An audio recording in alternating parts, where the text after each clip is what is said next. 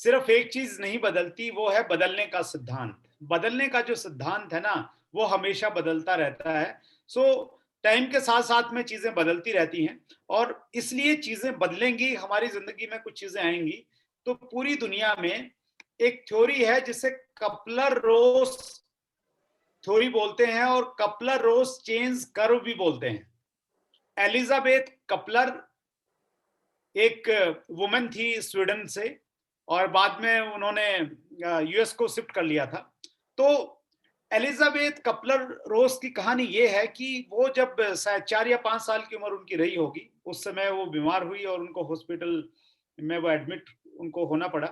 और जहां उनका इलाज चल रहा था, उनके बगल में कोई छोटा बच्चा और एडमिट था, उन्हीं की एज का रहा होगा। तो वो उसकी डेथ हो गई।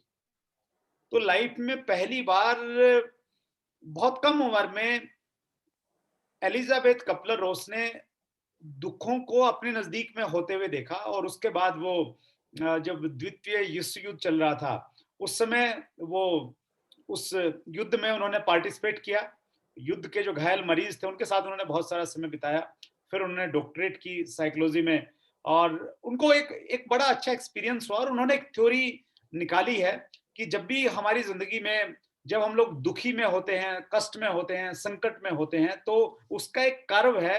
वो कर्व बहुत फेमस है, तो उसके बारे में थोड़ा सा बातचीत करते हैं हम लोग। कपलर रोज चेंज कर्व। कपलर रोज चेंज कर्व ये कहता है कि जब भी हमारी जिंदगी में कोई शोकिंग घटना होगी, शोक आएगा, कोई शोक का मतलब हो गया कि अचानक कुछ हो गया, सरप्राइज और शोक एट द इवेंट, किसी भी वजह से कुछ भी हो गया। जैसे कोविड 2019 से पहले किसी को मालूम नहीं था, किसी ने सोचा नहीं था कि भाई ऐसा भी कोई वायरस आ सकता है जो पूरी दुनिया को रोक देगा, स्पीड को रोक देगा। किसी ने सोचा नहीं था। तो ये एक शोक है। और हम लोग जो हैं, सामाजिक लोग हैं, हमारे आसपास में बहुत सारे लोग रहते हैं। कई बार हमारा बहुत नजदीकी आदमी इस दुनिया को छोड़ के चला जाता है, उसकी डेथ हो जाती है। तो ऐसी स्थिति में वो भी हमारे लिए एक शोक है, क्योंकि हमने सोचा नहीं था कि ऐसा हो जाएगा। उसको लेके बड़े बड़े सपने हमने बुने थे। या आप कोई काम धंधा कर रहे हैं, अचानक वो काम धंधा बंद हो गया, नौकरी से आपको निकाल दिया। तो इस प्रकार की जब भी शोकिंग सिचुएशन आती है, उस सिचुएशन में सबसे पहला जो फेज है, सबसे पहली जो स्टेज है, उस स्टेज को कहते हैं denial. Denial, disbelief, looking for evidence that is it not true. Denial phase, सबसे पहला जो फेज में हम लोग जाते हैं ना, उस फेज को हम डिनाइल फेज कहेंगे। डिनाइल का मतलब हुआ, हिंदी में इसको हम बोल देंगे, नकार देना किसी चीज को, ये स्वीकार नहीं करना कि ये हो गया है। जैसे कोविड को लेके आज तक भी बहुत सारी कंट्रोवर्सी चली हुई है। लोग बोलते हैं कि ये जो है ना एक स्कैंडल है, और बहुत सारी चीजें हैं। और उसी प्रकार से कोई भी जब ऐसी घटना होती है ना, अचानक हम उसको स्वीकार नहीं करते हैं। हमें ऐसा लगता है कि नहीं, ऐसा हो नहीं सकता, कैसे होगा, क्यों हो गया। और किसी व्यक्ति ने अगर हमें नौकरी से निकाल दिया, तो उसको हम लोग मतलब गालियां निकालेंगे, कुछ ना कुछ ऐसा। डिनायल एक फेज होता है। तो डिनायल फेज में सबसे पहले हम लोग जाते हैं। और देखिए, ये जो कर्व है, इस कर्व से हर आदमी गुजरता है। इसमें इंपॉर्टेंट क्या है? सबसे इंपॉर्टेंट ये है कि किस फेज में आप कितना समय बिताते हो। आप अगर ज्यादा समय बिताएंगे, तो आप एक एवरेज व्यक्ति की तरह शायद रहेंगे। और अगर आपने पहले फेजेस में जल्दी से निकलना सीख लिया, तो फिर आप जिंदगी में दूसरे लोगों से बहुत आगे निकल के चले जाएंगे। डिनाइल फेज के बाद में दूसरा जो फेज आता है, उसको कहते हैं frustration phase. Recognition that things are different, sometimes angry. जब हम उसको धीरे धीरे कुछ समय के बाद में जब उसको मानेंगे ना कि भाई कोरोना आ गया है या ये सब हो गया है, तो उसके बाद में एक फ्रस्ट्रेशन का दौर आता है। हम लोग फ्रस्ट्रेशन में आ जाते हैं, क्योंकि चीजें बदल गई हैं अब। पहले हम लोग पर्सनली मीटिंग करते थे, अब जूम मीटिंग करने लग गए हैं। तो चीजें बदल गई हैं। और जब भी कोई बदलाव आएगा, तो बदलाव कहीं ना कहीं फ्रस्ट्रेशन को लेके आता है। तो डिनायल से व्यक्ति फ्रस्ट्रेशन में जाता है। अब वो कब कितना समय बिताएगा? डिनायल फेज में हो सकता है कि कोई 2 महीने रहे, और हो सकता है कोई 2 घंटे रहे, और ये भी हो सकता है कोई 2 मिनट ही रहे। वो 2 मिनट के बाद में सोचे कि ठीक है, ये आ गया, मैंने इसको स्वीकार कर लिया, और फिर वो फ्रस्ट्रेशन मोड में जाए, और थोड़ी देर फ्रस्ट्रेशन मोड में रह के फिर वो अगले लेवल पे आ जाए। और अगला जो लेवल है वो है depression.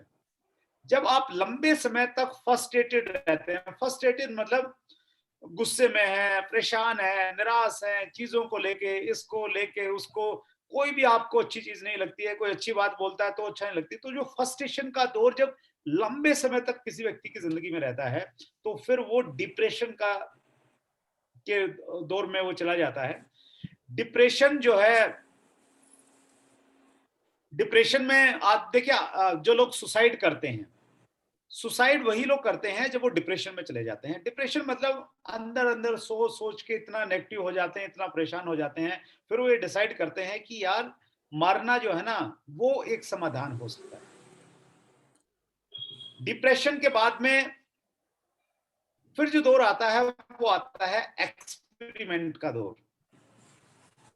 Initial engagement with the new situation, चौथा फेज है ये। जब आदमी डिनायल में गया, फ्रस्ट्रेशन में गया, डिप्रेशन में गया, अगर वो डिप्रेशन से जब बाहर आता है, फिर वो initially engaged with the new situation, वो जो नई सिचुएशन क्रिएट हुई है, उस नई स्थिति में अपने आप को एंगेज करना शुरू कर देता है। वो मान लेता है कि यार चीजें हो गई हैं, अब मुझे इस नई सिचुएशन में जीना है, अब मुझे कोविड के साथ में रहना है, तो वो इस चीज को मानने लग जाता है। और उसके बाद में जो पांचवा फेज है वो है डिसीजन। ये डिसीजन कि मुझे इससे बाहर आना है। और जब आप डिसीजन फेज में आएंगे, learning how to work in the new situation, फिर हम लोग सीखना शुरू करेंगे कि हम किस प्रकार से इस नई परिस्थिति में काम कर सकते हैं, फीलिंग मोर पॉजिटिव। और फिर उस नई सिचुएशन में फायदे क्या हैं, पॉजिटिव क्या चीजें हैं, वो हम लोग ढूंढना स्टार्ट कर देते हैं। और उसके बाद में हम लोग आगे बढ़ते चले जाते हैं। और उसके बाद में इंटीग्रेशन चेंजेस इंटीग्रेटेड ए रिनाउंड इंडिविजुअल, उसके बाद में हम लोग नई खोज करते हैं, नए आइडियाज हम लोग लेके आते हैं। तो ये फिर हम लोग ऊपर की तरफ बढ़ना स्टार्ट होते हैं। यानी जहां हम थे वहां से हम नीचे की तरफ आए, और नीचे की तरफ जब आए हम लोग फ्रस्ट्रेशन में रहे, हम लोग डिप्रेशन में रहे। तो डिप्रेशन के बाद जब हम लोग बिल्कुल, हमारा कर्व बिल्कुल नीचे की तरफ था, फिर हम एक्सपेरिमेंट स्टेज पे पहुंचते हैं, फिर डिसीजन पे पहुंचते हैं, और फिर आगे की तरफ हम लोग बढ़ते चले जाते हैं। तो मुझे नहीं मालूम आप किस फेज में हैं अभी, लेकिन मैं ये चाहता हूं कि आप डिसीजन फेज में आए और ऊपर आगे की तरफ बढ़ना स्टार्ट करें। और इन फेजेस में जब हम रहते हैं तो हमें क्या करना चाहिए, उसके लिए सबसे पहला देखिए, आप जो डिनायल फेज है उसका ब्लू कलर है, और राइट साइड में आपको ब्लू कलर में एक पॉइंट दिया गया है, क्रिएट अलाइनमेंट। अगर आप अभी भी डिनाइल फेज में हैं, अभी भी आप चाइना को गालियां दे रहे हैं कि चाइना ने क्या कर दिया, सारी दुनिया को रोक दिया, तो क्रिएट अलाइनमेंट, जो सिचुएशन है उसके साथ में अलाइनमेंट हो जाए। अलाइन मतलब उसके साथ में चलने के लिए तैयार रहें, अपना मन बनाएं कि मुझे सिचुएशन के साथ में रहना है। जब आप फ्रस्ट्रेशन के दौर में रहते हैं, फ्रस्ट्रेशन के दौर में क्या करना है आपने, अगर आप इस दौर में हैं, अभी स्थिति में हैं, या आगे भी आपकी जिंदगी में ये दौर आते जाएंगे, मैक्सिमम कम्युनिकेशन। आप ज्यादा से ज्यादा लोगों से उस समय बातचीत कीजिए। ज्यादा से ज्यादा बातचीत करेंगे तो आप डिप्रेशन वाली स्टेज में नहीं जाएंगे। डिप्रेशन की स्टेज में तब जाता है व्यक्ति जब वो बोलता नहीं है कुछ भी, या उसको कोई सुनता नहीं है, वैसी सिचुएशन में वो चला जाता है। तो आप फ्रस्ट्रेशन के फेज में हैं तो मैक्सिमम कम्युनिकेशन कीजिए, बातचीत कीजिए। डिप्रेशन से बाहर आने का जो तरीका है वो है स्पार्क मोटिवेशन। आपको कोई मोटिवेशन चाहिए, तो वो मोटिवेशन आपको हो सकता है आज की इस मीटिंग से वो मोटिवेशन का स्पार्क, एक चिंगारी मिल जाए आपको, या आपको कोई किसी स्पीकर को सुने, किसी किताब को पढ़ें, अपलाइन आपको मोटिवेट करता है, तो वहां से आपको कोई स्पार्क चाहिए थोड़ा सा मोटिवेशन का, जो उस हमें बाहर लेके चले चले जाता है। एक्चुअली डिप्रेशन में जब होते हैं ना, तो हमारी जो ऊर्जा है, हमारी जो चमक है, वो थोड़ी कम हो जाती है। जिस प्रकार एक अंगारा होता है, उस अंगारे पे जब धूल जम जाती है, तो अग्नि तो उसके अंदर में है, लेकिन अगर कोई व्यक्ति उस धूल को हटा देता है, तो वो अब जो अंदर की आग है, वो बाहर दिखने के लिए लग जाती है।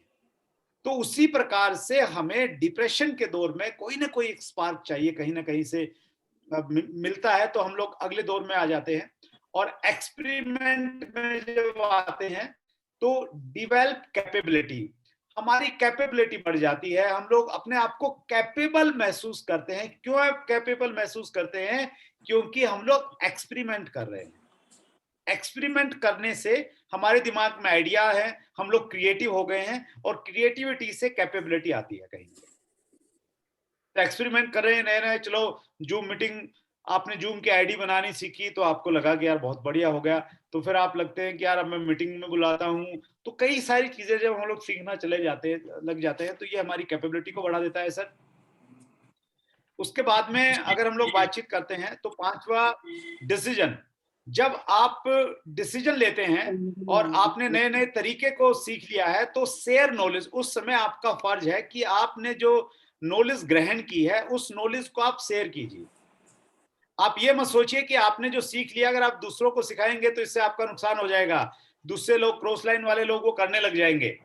जितनी आप नॉलेज को बढ़ाएंगे ना सर, और इसको हम लोग नेपोलियन हिल इसको बोलते हैं ड्राइव एन एक्स्ट्रा माइल।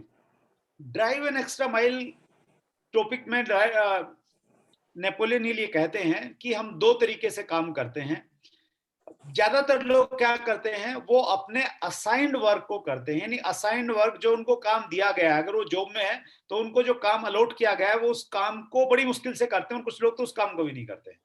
लेकिन कुछ लोग होते हैं जो काम उनको नहीं दिया गया था, लेकिन उनको लगता है ये ऑर्गेनाइजेशन के लिए जरूरी है, तो उस काम को भी कर देते हैं, तो उसको बोलते हैं ड्राइव एन एक्स्ट्रा माइल। और ड्राइव एन एक्स्ट्रा माइल जो है ना, ये हर जगह हम लोग कर सकते हैं, बिजनेस में भी हम लोग कर सकते हैं। फॉर एग्जाम्पल, आपको लगता है कि आप अपनी टीम को जो आपने सीखा है वो आप शेयर करेंगे, तो वो एक असाइंड वर्क जैसा काम है।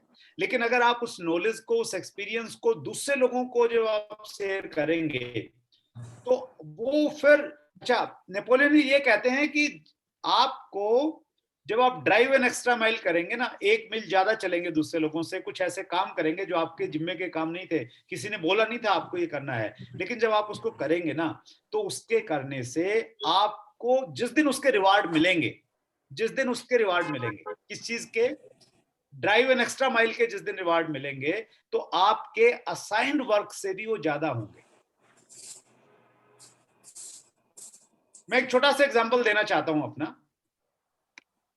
मैं आपके बीच में हूं, और जब मैंने ये पढ़ा, नेपोलियन हिल को मैंने पढ़ा, इस किताब को बहुत पहले मैंने पढ़ा, और मैंने आरसीएम बिजनेस में अपने ग्रुप से थोड़ा ऊपर उठ के काम करने का कोशिश किया, क्योंकि मुझे लगा कि ये ड्राइव एन एक्स्ट्रा माइल है। और कोई भी व्यक्ति था, कहीं भी था, उसको मैंने अपने शब्दों से, बातचीत से, मीटिंग से, सेमिनार से, जो भी तरीका हो सकता था, मैंने वैसा एक कॉमन अपलाइन बनने का मैंने प्रयास किया। तो उससे मेरी एक अलग तरह की इमेज आरसिम बिजनेस में हुई। और फिर मुझे लगा कि मैं थोड़ा सा इंडस्ट्री के लिए कुछ करूं क्या। और देखिए, हम सबको अपॉर्चुनिटी मिलती है।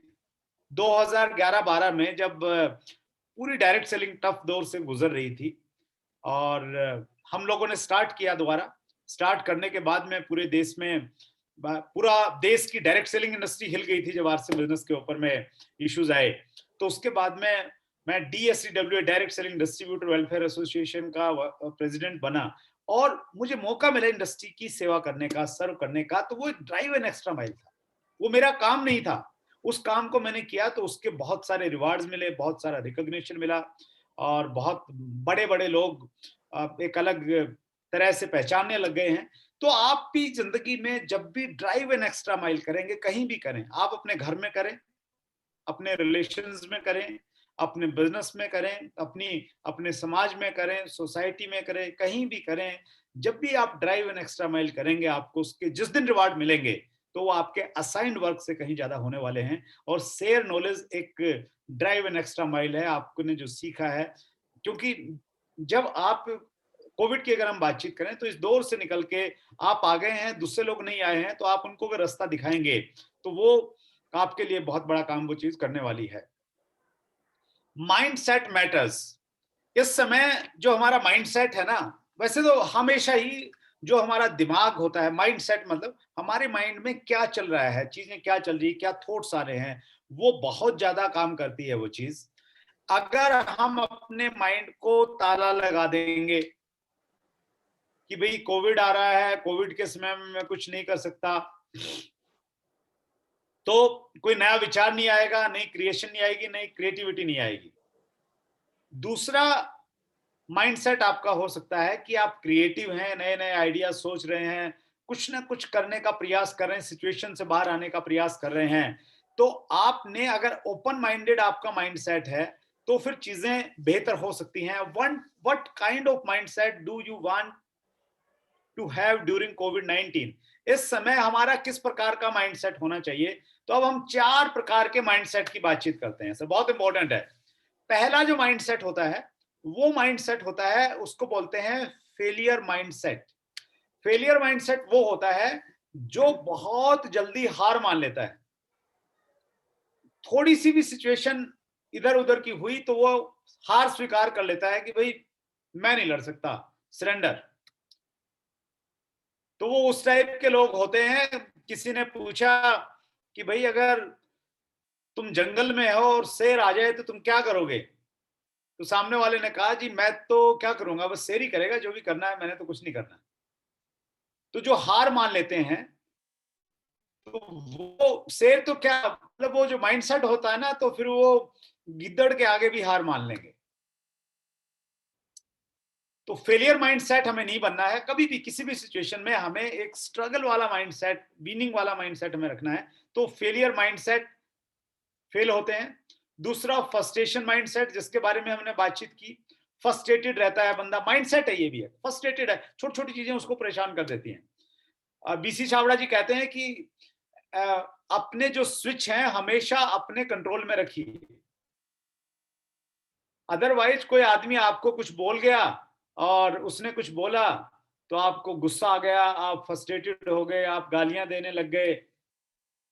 तो कोई भी आदमी आपको फ्रस्ट्रेटेड नहीं कर पाए, आपके स्विच आपके हाथ में, मतलब कंट्रोल रखना चीजों के ऊपर में। तीसरा माइंडसेट जो होता है वो होता है conventional success mindset. Conventional success mindset होता है, जिसको कन्वेंशनल मतलब परंपरागत तरीका, सक्सेस माइंडसेट उस परंपरागत तरीके से जिसने थोड़ी बहुत सफलता प्राप्त कर ली है, तो उसको हम लोग बोलते हैं कन्वेंशनल सक्सेस माइंडसेट। अगर कोई व्यक्ति आरसीएम बिजनेस में रॉयल्टी चीवर बन गया मान लेते हैं, तो उसने कन्वेंशनल सक्सेस माइंडसेट से सफलता प्राप्त की है, फील्ड में दौड़ा है, भागा है, मीटिंगें दी हैं, पिकअप सेंटर पे मीटिंगें की हैं, और वो सारी चीजें जो है अभी हो नहीं रही हैं। तो उसको ये लगता है कि जब वैसी चीजें होंगी तब मैं आगे सफर तय करूंगा, जब वैसी पुराने वाली परिस्थितियां आएंगी ना तभी मैं आगे बैठकर कुछ करूंगा। तो कन्वेंशनल सक्सेस माइंडसेट वाले जो लोग होते हैं, वो लोग पुरानी चीजों को, पुराने दिनों को याद करते रहते हैं। कोई लौटा दे मेरे बीते हुए दिन, और वो ऐसे गाने गा गा के, ऐसे बोल बोल के जो है नेगेटिव हो जाएंगे। और वो बहुत देर के बाद में सबसे पीछे वो फिर अपने आप को चेंज करने के लिए तैयार होते हैं। और जो चौथा और उत्तम माइंडसेट होता है उसको बोलते हैं ट्रांसफॉर्मेटिव माइंडसेट। ट्रांसफॉर्मेटिव का मतलब हुआ जो अपने आप को बदलने के लिए, नई नई चीजों को स्वीकार करने के लिए, ग्रहण करने के लिए जो माइंडसेट हमेशा तैयार रहता है। तो वो माइंडसेट जिंदगी में आगे बढ़ते हैं। उनके लिए कोरोना आ जाए, उनके लिए कुछ भी आ जाए, ट्रांसफॉर्मेटिव माइंड, वो बहुत जल्दी अपने आप को चेंज कर लेते हैं। सो हमने ये चौथे वाला जो माइंडसेट है ये हमने डेवलप करना है। हो सकता है हमारा, हम में से फेलियर माइंडसेट हो किसी का, काफी सालों के बाद में बना है, लेकिन आपका जो लक्ष्य है वो होना चाहिए ट्रांसफॉर्मेटिव माइंडसेट के लिए। और इसके लिए हम लोग क्या कर सकते हैं सर? इसके लिए इन सब चीजों के लिए जरूरत है कि आप ये जो मीटिंग्स हमारी हो रही हैं आजकल जूम पे, उन जूम मीटिंग्स में आप अटेंड कीजिए। जूम मीटिंग के अलावा यूनिक एजुकेशन सिस्टम का जो यूट्यूब चैनल है, उस चैनल पे जाइए, उसके वीडियोस देखिए। हर आरसीएम बिजनेस के टॉप लीडर्स को आप वहां पे सुनिए। और उसके अलावा आप किताब पढ़ सकते हैं। ये मैं ये मानता हूं कि ये जो टाइम है ना हमारे पास में, अब ये जो कोरोना का टाइम है, इसमें आप नेटवर्क तो बना ही सकते हैं बहुत सारा। लोगों को बुला सकते हैं जूम पे, एक दिन में कई कई मीटिंग आप कर सकते हैं, पूरे हिंदुस्तान में नेटवर्क फैला सकते हैं। लेकिन इसके अलावा जो सबसे अच्छा फायदा आप उठा सकते हैं ना, वो अपने आप को डिवेल्प करने के लिए आप इस समय का सदुपयोग कर सकते हैं। मैंने या तो शुरुआती दिनों में बहुत सारी किताबें पढ़ी थी, क्योंकि उस समय ट्रेन में सफर होता था, 2-2 दिन 48-48 घंटे लग जाते थे समटाइम एक डेस्टिनेशन से दूसरे डेस्टिनेशन पे जाने के लिए। तो जो बीच में टाइम रहता था वो बिल्कुल मैं फोकस रह के किताब पढ़ता था, और मैंने मैक्सिमम किताबें उस समय पढ़ी। उसके बाद में धीरे धीरे थोड़ी व्यस्तताएं बढ़ने लग गई, फ्लाइट में जाने लग गए।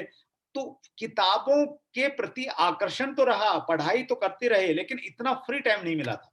और मैं किताबें बहुत सारी खरीदता गया। जब भी किसी बुक फेयर में जाता, मैं रेलवे स्टेशन या एयरपोर्ट में बुक स्टॉल पे मैं देखता, तो मैं किताबें खरीदता रहता। और वो बहुत सारी किताबें जो मेरे पास में थी, वो किताबें को मैं बहुत इस्तेमाल कर रहा हूँ, और बहुत एनर्जेटिक हूँ, बहुत एक्साइटेड हूँ, और बहुत कुछ मैं सीखा है मैंने इस कोविड के टाइम में, स्पेशली ये जो सेकंड लेयर स्टार्ट हुई है कोविड की, उसके टाइम पे।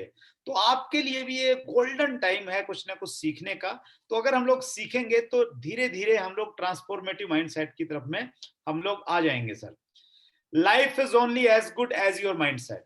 Life is only as good as your mindset. आपका जो माइंडसेट है ना, जिस प्रकार का है उसी प्रकार की आपकी लाइफ है। अगर ये माइंडसेट अच्छा है, पॉजिटिव है, तो फिर आपकी लाइफ भी बहुत अच्छी हो जाएगी। और अगर माइंडसेट आपका अच्छा नहीं है, पॉजिटिव नहीं है, आप परेशान हैं, चीजों में नेगेटिविटी देखते हैं, तो फिर आपके लिए कहीं ना कहीं से प्रॉब्लम हो जाएगी। सो ये मैं इसलिए कहना चाहता हूं, जो सिचुएशन देखिए, दो चीजें रहती हैं हमारे पास में, हमेशा रहेंगी आपके जीवन में। कुछ चीजें आपके कंट्रोल में रहेंगी और कुछ चीजें आपके कंट्रोल में नहीं रहेंगी। तो जो चीजें आपके कंट्रोल में नहीं हैं, उसको लेके कभी आप परेशान मत होइए, क्योंकि उसमें आप कुछ कर नहीं सकते हैं। गवर्नमेंट ने लॉकडाउन लगा दिया, कुछ कर सकते हैं आप और मैं? नहीं कर सकते। हो सकता है ये लॉकडाउन और बढ़ जाए, कुछ कर सकते हैं? नहीं कर सकते। कोविड के ऊपर में कब जो जो भी रिसर्च चल रही है, वैक्सीन आएगी नहीं आएगी, खत्म होगी तो फैक्ट्री में बननी है, आप कितनी मर्जी चर्चा करो, कुछ होएगा करने से? नहीं होगा। तो जिंदगी में जिन चीजों पे आप कुछ कर नहीं सकते हैं, उसमें 1% भी ऊर्जा मत बजा लगाइए आप। हमारी जो ऊर्जा है ना, हमारे अंदर एनर्जी है हम सबके अंदर में, मैं उसको अगर 100 मानूं कि ये 100 है, एनर्जी 100 लेवल है इसका, तो अगर मैं उस एनर्जी को कहीं दूसरी जगह लगाऊंगा तो मेरी एनर्जी बचेगी, वो डिवाइड हो जाएगी कहीं ना कहीं। अगर मैं अपनी एनर्जी को बाकी जगहों से बचा के अपने काम पे लगा लूं, सीखने पे लगा लूं, तो मेरा जो आउटपुट है, मेरी जो प्रोडक्टिविटी है, मेरी जो उत्पादकता है, वो दूसरों से बेहतर हो जाएगी, क्योंकि मैंने अपनी एनर्जी को सही जगह पे लगाया है, सही डायरेक्शन में लगाया है। तो इस समय हमें भी ये करने की जरूरत है, हम सब लोगों को, हम अपनी एनर्जी को इधर उधर की चीजों में न लगा के, हम लोग जो हमारे हाथ में है उस पे लगाएं। हमारे हाथ में क्या है? हमारे हाथ में है जूम मीटिंग करना। जूम मीटिंग करें, जो हो रही हैं उनका फायदा उठाएं। हमारे हाथ में ये नहीं है कि मैं जिसको बुलाऊं हर व्यक्ति मीटिंग में आ जाए जूम मीटिंग में, ये हमारे हाथ में नहीं है।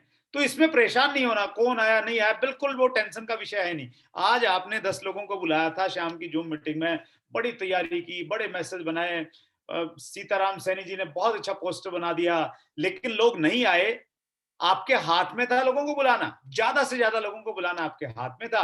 लोग नहीं आए, ये आपके हाथ की बात नहीं है, इसमें एनर्जी नहीं लगानी, इसमें पश्चाताप नहीं करना।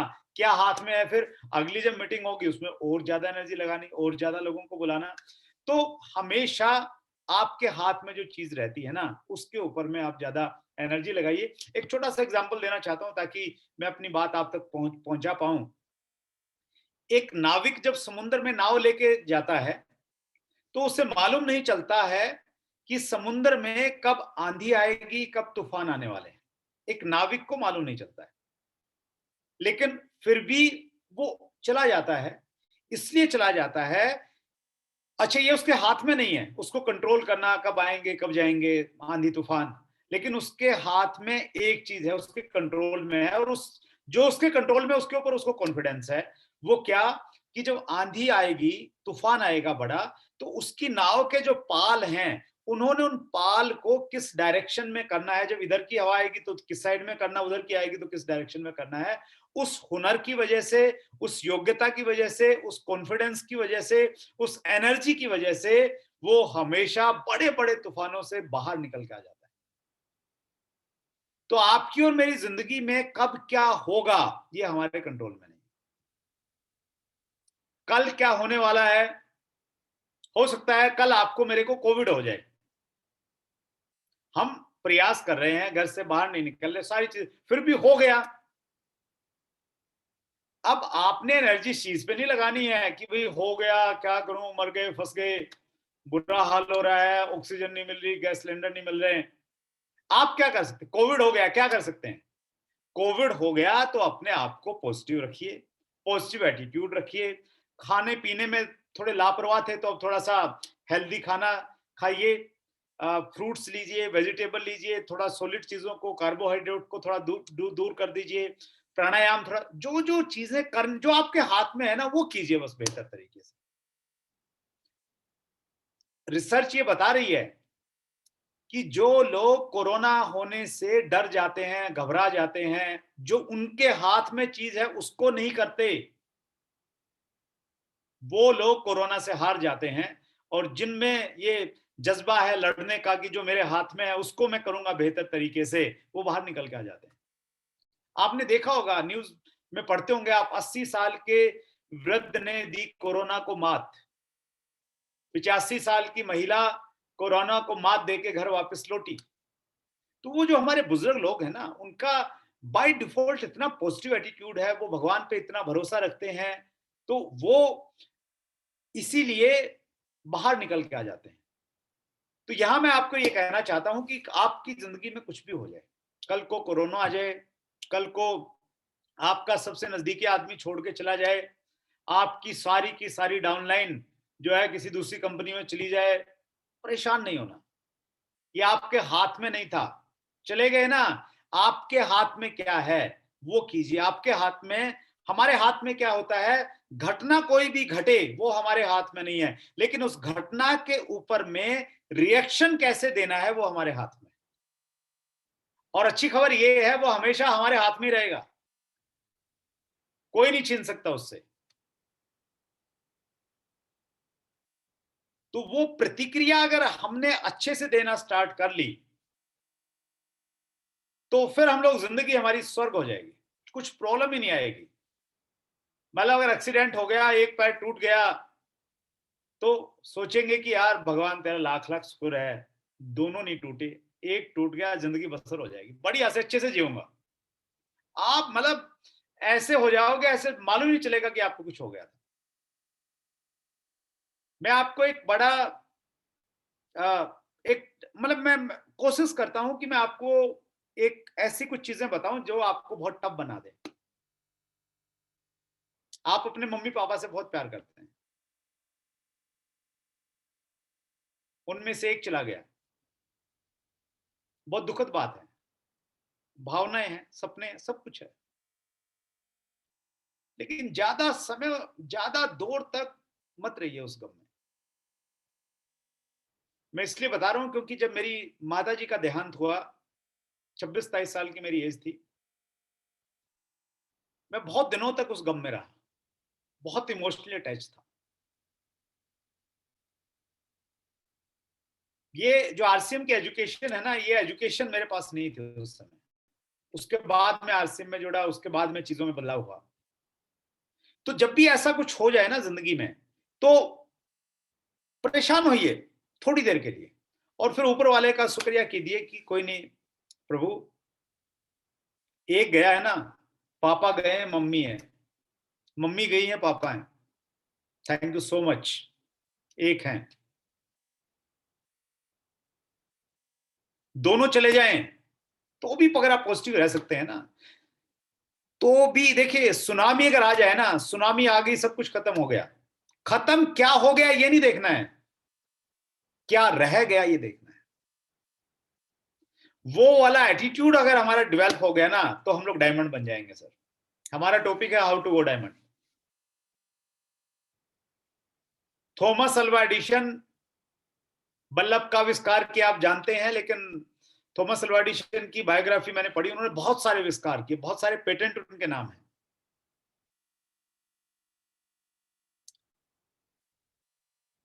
शायद 60 साल से ज्यादा की उम्र थी उनकी। उस समय उनकी जो लेबोरेटरी थी जिसमें वो सारा रिसर्च वर्क करते थे, उसको आग लग गई, भयंकर आग लगी। लोग लोगों ने सूचना दी कि भाई आपकी जो लेबोरेटरी थी उसमें आग लग गई है।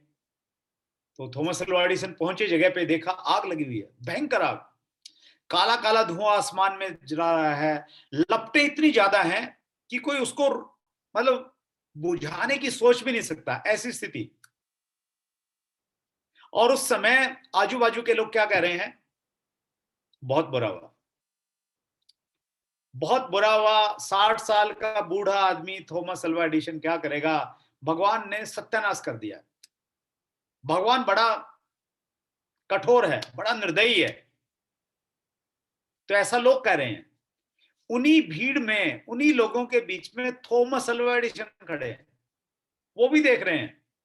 और थॉमस थॉमस अल्वा एडिशन अपने आप से क्या कह रहे हैं, थॉमस अल्वा एडिशन कहते हैं कि भगवान, तू जब भी कोई डिजास्टर देता है ना कोई आपदा लेके आता है, उस आपदा में भी कुछ ना कुछ अच्छी चीज छुपी होती है।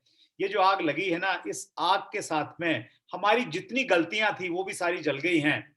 अब हम एक नई शुरुआत करेंगे, we will start a new. और इस एटीट्यूड की वजह से, ये एटीट्यूड सब कुछ चल रहा है। मैंने कहा ना कि कोई आदमी 2 मिनट में बाहर आ सकता है और कोई 2 साल तक भी उस सिचुएशन से बाहर नहीं आएगा।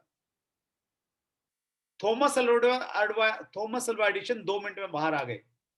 और इसी एटीट्यूड की वजह से फैक्ट्री जलने के बाद में 4 सप्ताह के अंदर, विद इन 4 वीक्स, उन्होंने एक नया आविष्कार किया जिसको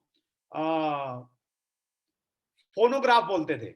जो हमारा टेलीविजन और ये टेप रिकॉर्ड वगैरह जो बने, उसी के आधार पे सारी की सारी चीजें बनी, जिसमें एक वो लंबा सा एक डिस्क चलती थी और वो घूमता था, वो वाला आविष्कार थॉमस अल्वा एडिशन ने किया था। सब कुछ खत्म होने के 4 सप्ताह के अंदर अंदर। तो हमारी जो सोच है ना सर, हमारा जो एटीट्यूड है, ये एटीट्यूड हमें डायमंड बनाएगा, ये एटीट्यूड हमें असफल बनाएगा, ये एटीट्यूड हमें जिंदगी में आगे लेके जाएगा। हर व्यक्ति के सामने समस्याएं हैं, हर व्यक्ति के सामने प्रॉब्लम्स हैं। उन प्रॉब्लम्स में, उन समस्याओं में आप अपने आप को किस प्रकार से अ, रख सकते हैं, अपने माइंड सेट को किस प्रकार से रखते हैं, वो आप पे डिपेंड करेगा। और ये डायमंड जाने की यही एक बड़ी चाबी मैं देखता हूँ। एक तो मैं ये पॉइंट कहना चाहता हूँ, लेकिन मैं देख रहा हूं तो कि समय तो इसी में चला गया, बाकी तो मैंने प्रेजेंटेशन तो अभी खोला ही नहीं है अपना, तो मैं प्रेजेंटेशन अब खोलता भी नहीं हूं। एक दो चीजें मैं बोलता हूं सर आपको। आरसीएम बिजनेस जो है, डायरेक्ट सेलिंग का मॉड्यूल है। और डायरेक्ट सेलिंग के बारे में रॉबर्ट टी कियोसाकी एक राइटर हैं, उन्होंने ये कहा है कि ये 21वीं सदी का सबसे बड़ा बदलाव होगा। उन्होंने बोला है, उनकी किताब है the business of 21st century, उसमें वो बोलते हैं कि 21वीं सदी का सबसे तेजी से बढ़ने वाला जो व्यवसाय होगा ना, वो डायरेक्ट सेलिंग का व्यवसाय होगा।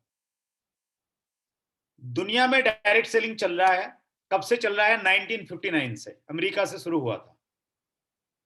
एक ऑर्गेनाइजेशन है WFDS से, world federation direct selling association, आप उसकी वेबसाइट पे जा सकते हैं, WFDSA.org।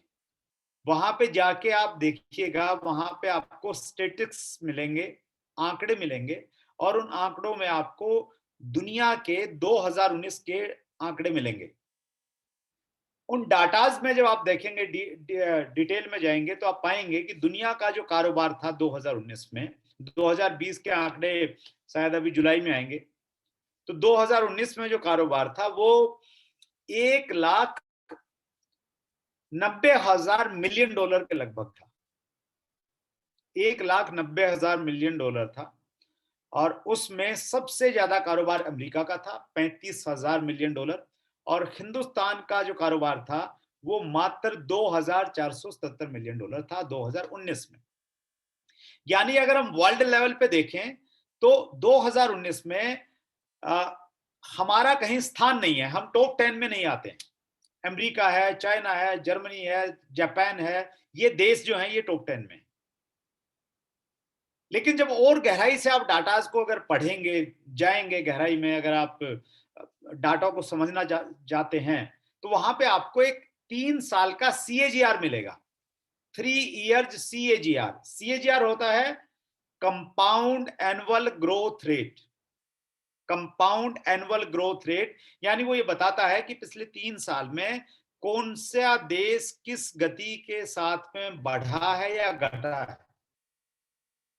तो सबसे तेज जिसका टर्नओवर है, सबसे ज्यादा $35,000 मिलियन अमेरिका का, उसका जो CAGR है 3 साल का, वो है -0.3%।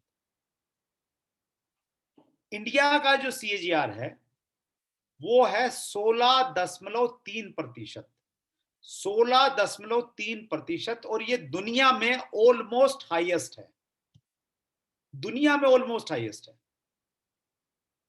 अब मैंने इस पे थोड़ा, अच्छा ये क्यों हुआ ऐसा 3 साल में इतनी तेजी से बढ़ने का वजह ये रही, 2016 में हम सब लोगों ने मिलकर प्रयास किया और सेंट्रल गवर्नमेंट ने, कंज्यूमर अफेयर मिनिस्ट्री ने गाइडलाइन इशू कर दी थी। उसके बाद जो पॉजिटिव इन्वायरमेंट बना, उस इन्वायरमेंट की वजह से हमने 16% का, 16.3% का CAGR हम लोग लेके आए। तो मैंने ये मान लिया कि भाई ये जो CAGR है ना, इसी CAGR से अमेरिका आगे बढ़ेगा, इसी CAGR से इंग्लैंड आगे बढ़ेगा, इसी CAGR से चाइना आगे जाएगा, इसी CAGR से इंडिया आगे बढ़ेगा। तो 2037 में पूरी दुनिया में सबसे ज्यादा कारोबार करने वाला देश हिंदुस्तान बन जाएगा।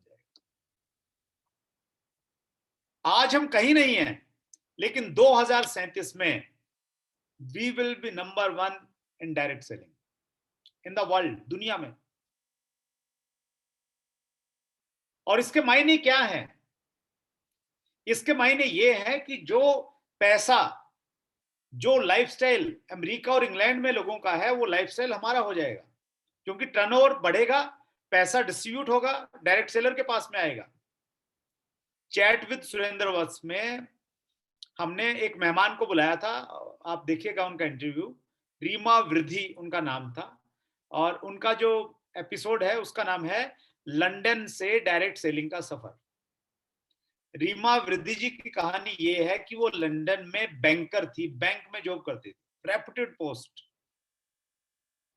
उन्होंने वहां डायरेक्ट सेलिंग देखा और उनका विजन था कि इंडिया में डायरेक्ट सेलिंग बहुत अच्छा चलेगा। उन्होंने बैंक की जॉब, लंदन में बैंक की जॉब को रिजाइन किया, इंडिया में आ गई, शिफ्ट हो गई।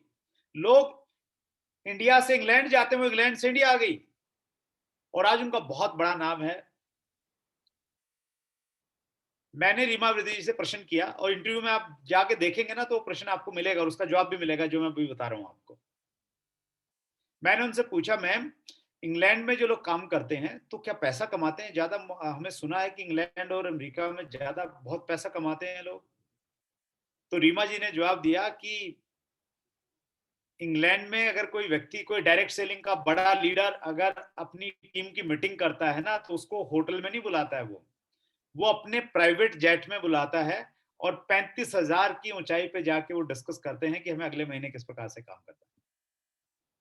तो फिर हम लोग मीटिंगें ये जूम पे नहीं करेंगे, हम 5-7 स्टार होटल में नहीं करेंगे, हम अपने जेट में मीटिंगें करेंगे, जब 2037 में हम लोग नंबर 1 हो जाएंगे। तो एक बात तय हो गई कि आने वाले समय में हिंदुस्तान में डायरेक्ट सेलिंग का बहुत अच्छा भविष्य है। अगर हम RCM का CAGR देखेंगे पिछले 3 साल का, तो वो 16.3% से कहीं ज्यादा है। तो इसके मायने क्या हुए कि इंडियन डायरेक्ट सेलिंग में RCM बिजनेस लीड करेगा, दुनिया में इंडिया लीड करेगा और इंडिया में RCM लीड करेगा। तो अगर आप RCM बिजनेस पे लगे रहे ना, मैंने कहा था ना कि अगर तेज नहीं दौड़ सकते हैं तो भागिए, चलिए, घिसटिए, फिर बी स्टार रूबी जैसी चीज तो मिल ही जाएगी आपको। कंसिस्टेंसी, पहला पॉइंट मैंने वही बोला था, लगातार प्रयास। और ये वाला जो एटीट्यूड जिसके बारे में हम लोग बातचीत कर रहे थे, कुछ भी हो जाए, आग लग जाए, सुनामी आ जाए, ये देखना कि बच क्या गया, इस एटीट्यूड के साथ कंसिस्टेंसी में आगे बढ़िए, फिर देखिए क्या हो जाएगा सर। तो आरसीएम कि मैं आपको देखिए सब कुछ मालूम है, जो नए लोग हैं उनको मैं बताना चाहता हूं आरसीएम बिजनेस की अगर मैं 2-3 खासियत बताऊं। पहली हमारी खासियत है आरसीएम की, जो हमें सभी डायरेक्ट सेलिंग कंपनी से अलग खड़ा कर देती, बिल्कुल अलग से, वो है हमारे प्रोडक्ट्स। प्रोडक्ट्स में दो चीजों का बैलेंस है, संतुलन है, कि प्रोडक्ट की क्वालिटी इंटरनेशनल लेवल की है और रेट लोकल मार्केट वाले हैं। ऐसा कॉम्बिनेशन आपको किसी भी डायरेक्ट सेलिंग में देखने को नहीं मिलेगा सर। 10 रुपए का साबुन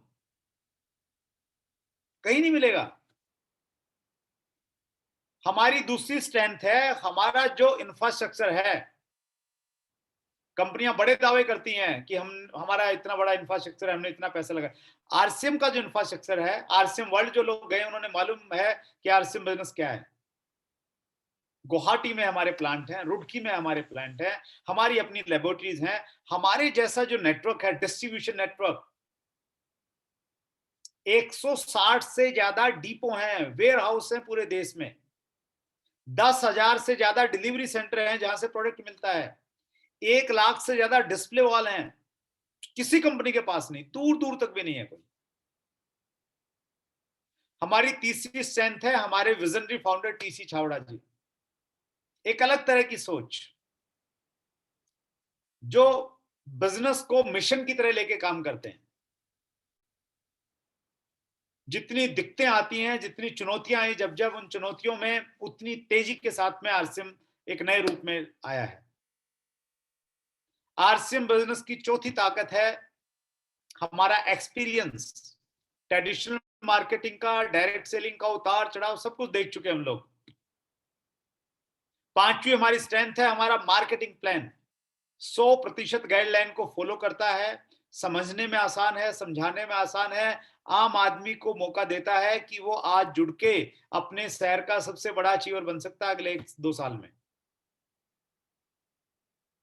और छठी हमारी ताकत है हमारा independent education system, unique education system. So ये जो 6 चीजें हैं, ये आरसीएम बिजनेस को दूसरों से अलग बनाती हैं, और ये 6 चीजें चीख चीख के, चिल्ला चिल्ला के कहती हैं, नॉर्थ और साउथ, ईस्ट और west, RCM is the best. RCM is the best, we are the best. जब भी किसी से मिलो ना, एक अलग खुमारी के साथ मिलिए आप, क्योंकि आपको जो चीज मिली है ना, वो किसी के पास नहीं। मैं ईमानदारी के साथ में कह रहा हूं, ऑनेस्टली। क्यों कह रहा हूं? क्योंकि मैंने डायरेक्ट सेलिंग को बहुत नजदीक से देख लिया है पिछले 7-8 सालों में। 2012 से पहले तो मैं कूप मैंडोक था, आरसीएम ही मेरी दुनिया थी। लेकिन 2012 के बाद में जब मैं एसोसिएशन के साथ में जुड़ा, एसोसिएशन में जब हम कंपनियों को मेंबरशिप देते हैं, हम उनका मार्केटिंग प्लान देखते हैं, हम वो प्रोडक्ट कहां से लाते हैं, कितने में खरीदते हैं, कितने में बेचते हैं, स्क्रूटनी कमेटी में मैं बहुत बार रहा हूं। तो वो सब कुछ देखने के बाद में जब भी मैंने किसी की स्क्रूटनी की, तो मेरा कॉन्फिडेंस बढ़ गया कि यार हमारे मुकाबले में कोई है ही नहीं, वी आर द बेस्ट। तो इसलिए मैं ये कहता हूं कि आपको अगर आरसीएम मिला है ना, वो आपकी बुद्धि की वजह से नहीं मिला है कि आप अपने आप को बहुत इंटेलिजेंट समझते हो कि जी मैंने तो पहचान लिया था पहली बार देखते कि हाँ ये जबरदस्त चीज है। मेरा ये मानना है कि आपको और मुझे अगर आरसीएम मिला ना, वो हमारे अच्छे कर्मों की वजह से मिला है। कुछ लोग कहेंगे जी मैंने तो अच्छे कर्म किए नहीं आज तक इस दुनिया में, अब तक तो किए नहीं है, तो फिर पिछले जन्म में कुछ अच्छे किए होंगे, उसकी वजह से मिल गया। तो अच्छे कर्मों की वजह से आरसीएम मिला है। ये बात क्यों कह रहा हूं सर? मैं इमोशनली नहीं कह रहा हूं, लॉजिक बताता हूं आपको। इस समय दुर्भाग्य से हमारे देश में अगर 100 आप डायरेक्ट 25 से ज्यादा कंपनियां सही तरीके से काम नहीं कर रही हैं, या तो गाइडलाइन को फॉलो नहीं कर रही हैं, और या कर रही हैं तो इतने महंगे प्रोडक्ट हैं, इतना कॉम्प्लिकेटेड प्लान है, इंफ्रास्ट्रक्चर के नाम पे कोई चीज नहीं है, तो 95% से ज्यादा कंपनियां सही नहीं है। बची कितनी? 5, यानी 5%। अब वो 5, अच्छा देखिए, शुरुआत में आदमी को कुछ मालूम नहीं होता ज्यादा कि क्या सही है, क्या गलत है, क्या गाइडलाइन है, क्या प्रोडक्ट है, क्या कॉम्बिनेशन है, कुछ नहीं मालूम होता। उसको जो दिखा दिया जाता है वही उसको समझ में आ जाता है। तो आपको अगर कुछ भी दिखा दिया जाता ना, तो वही आपकी समझ में आ जाता है और उसी के आप जय करने लग जाते हैं। हमें आरसीएम मिला, पहली बार में मिला, दूसरी में मिला, या तीसरी बार मिला, यानी 2-3 कंपनियां पहले कर ली, उसके बाद में मिला, तो ये हमारे पुण्य की वजह से मिला है, अच्छे कर्मों की वजह से मिला है।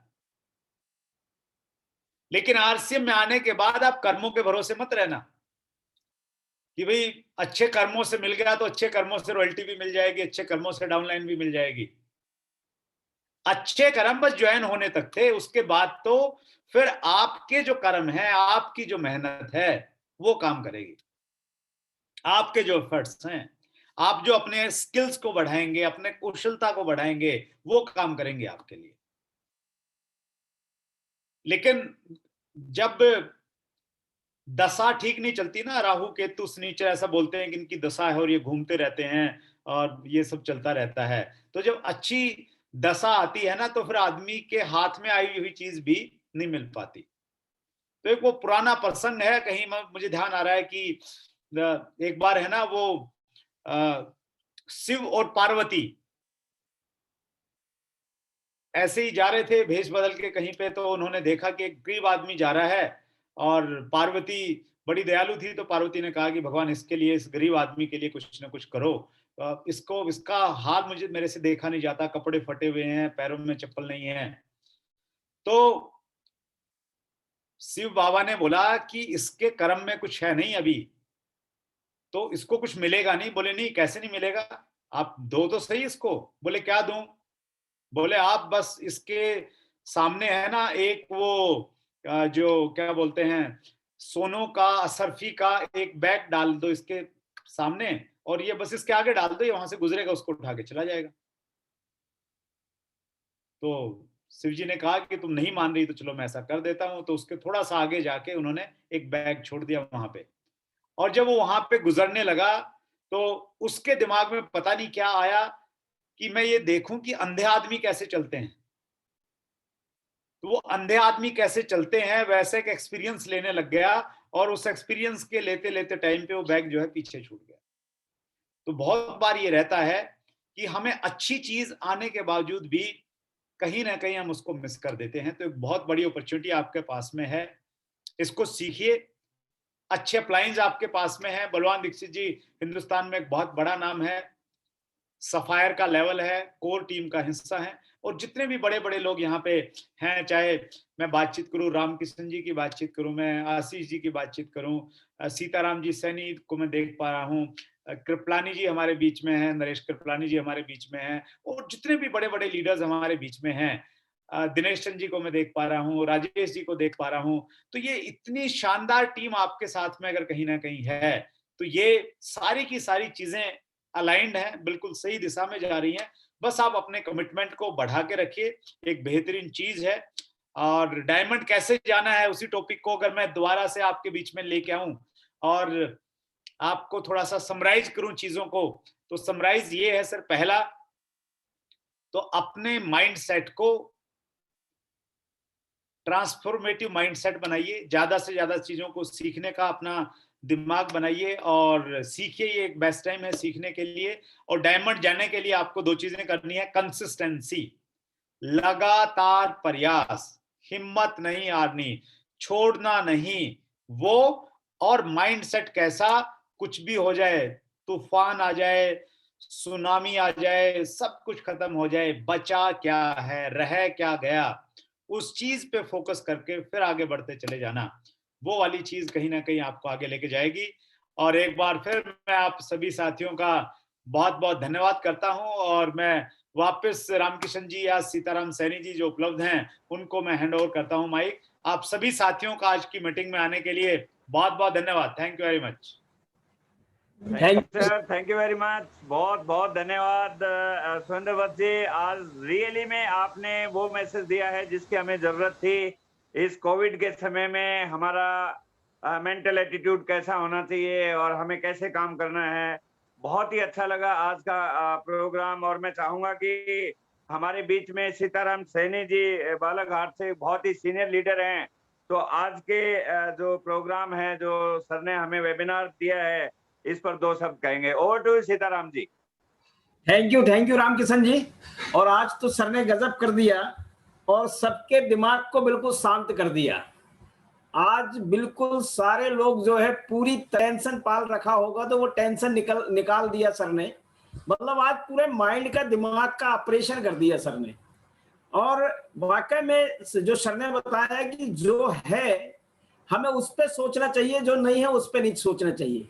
सो मैं सर को बारंबार प्रणाम करता हूं और बहुत बहुत धन्यवाद देता हूं कि आज सर ने बिल्कुल सही सीजर किया है। और बिजनेस में भी चूंकि